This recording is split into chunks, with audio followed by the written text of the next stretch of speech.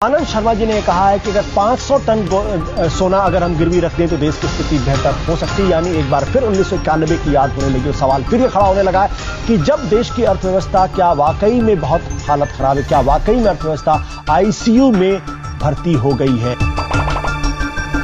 मनमोहन सरकार पर घोटाले का सबसे बड़ा अटैक हुआ है। 2G घोटाला, कोयला घोटाला, मनरेगा घोटाला, एक के बाद एक 3 घोटाले की फाइल आज खुली। मनमोहन सरकार घोटाले के जाल में ऐसे फंसी है, जितनी कोशिश निकलने की होती है उतना ही सरकार फंसती जा रही है। दिल्ली हाई कोर्ट के गेट नंबर 5 के करीब आज सुबह 10:14 पर एक जोरदार धमाका हुआ, जिससे आसपास का पूरा इलाका दहल गया।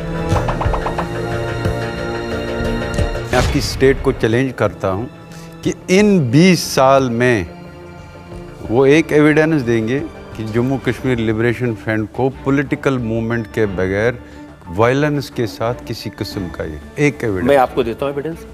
11 फरवरी 2013 को आप इस्लामाबाद गए, अफजल गुरु को फांसी पर दी जाने के खिलाफ आपने वहां पर अनशन किया और हाफिज सईद आकर आपकी गोद में बैठ गए।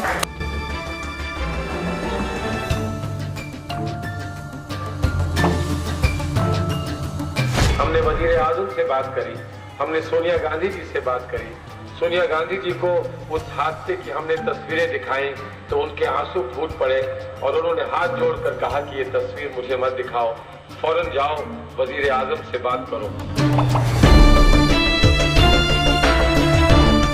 सुप्रीम कोर्ट में अयोध्या मसले की सुनवाई को अगले लोकसभा चुनाव तक टालने की दलील देने के बाद सुन्नी वक्फ बोर्ड के वकील कपिल सिब्बल चौतरफा घिरते दिख रहे हैं। पीएम मोदी और बीजेपी के हमले के बाद अब उस सुन्नी वक्फ बोर्ड ने ही सिब्बल से किनारा कर लिया है, जिसका पक्ष रखते हुए उन्होंने सुप्रीम कोर्ट में दलील दी थी।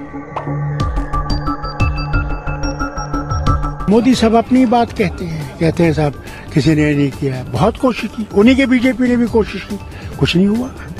अब मोदी साहब क्या कर लेंगे? अब 370 की बात करते हैं, वो कभी भी अगर वो 10 दफा भी हिंदुस्तान के प्राइम मिनिस्टर बनेंगे वो 370 को नहीं छू सकते।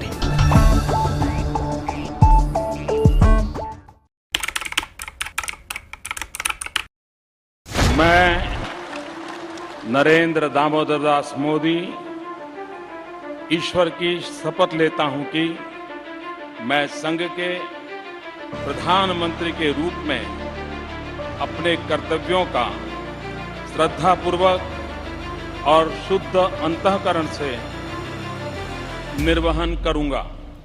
कृषि हो, उत्पादन हो, सर्विस सेक्टर हो, खनन हो, भारत हर तरफ से बढ़ भी रहा है। भारत की अगर अर्थव्यवस्था की बात करें तो बड़े देशों की तुलना में भारत तेजी से आगे बढ़ भी रहा है और दुनिया भर में अब ये कहा भी जा रहा है कि इस मंदी से भारत दुनिया की मदद कर भी सकता है। कांग्रेस सांसद धीरज साहू के ठिकानों से आयकर विभाग की टीम ने अब तक 300 करोड़ रुपए बरामद किए हैं और ये आंकड़ा कहा जा रहा है कि अभी और बढ़ सकता है, क्योंकि धीरज साहू के ठिकानों पर नोटों की गिनती लगातार जारी है। भारतीय सेना ने सर्जिकल स्ट्राइक्स कल उन लॉन्च पैड्स के ऊपर किए हैं।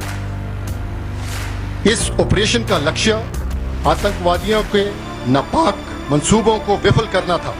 धारा 370 5 अगस्त 2019 और 6 अगस्त को इस महान सदन ने धारा 370 को समाप्त।